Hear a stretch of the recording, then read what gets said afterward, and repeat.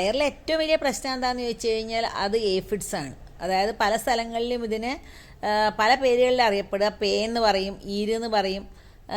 Aphids ആണ്. ഈ ഏഫിഡ്സിൻ്റെ ഏറ്റവും വലിയ പ്രശ്നം ഇതിൻ്റെ ഇലകളിലും തണ്ടുകളിലും ഇളം ഭാഗങ്ങളിലൊക്കെ ഇത് നീരൂറ്റി കുടിക്കുക എന്നുള്ളതാണ്. അങ്ങനെ വരുമ്പോഴത്തേക്കും ചെടികളുടെ വളർച്ച നിന്നു പോവുകയും കുറച്ച് കഴിയുമ്പോഴത്തേക്ക് ചെടികൾ നശിച്ചു പോവുകയും ചെയ്യും.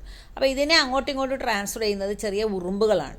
ഉറുമ്പുകൾ ഇത് ഈ ഏഫിഡ്സിൻ്റെ ശരീരത്തിൽ നിന്ന് വരുന്ന സ്രവങ്ങൾ കുടിക്കാൻ വേണ്ടിയിട്ടാണ് ഇതിനോടൊപ്പം തന്നെ അങ്ങനെ സഞ്ചരിക്കുന്നത്. പക്ഷേ അൾട്ടിമേറ്റ് ആയിട്ടുള്ള റിസൾട്ട് എന്താണെന്ന് വെച്ച് കഴിഞ്ഞാൽ ഏഫിഡ്സിനെ ട്രാൻസ്മിറ്റ് ചെയ്യുന്ന പണിയും കൂടി ഈ ഉറുമ്പുകൾ അങ്ങ് ഏറ്റെടുക്കുകയാണ്. പയർ നട്ട് കഴിഞ്ഞാൽ ഏറ്റവും ആദ്യം ചെയ്യേണ്ടത് ശീമക്കൊന്ന വെച്ച് പൊതയിടുക എന്നുള്ളതാണ്.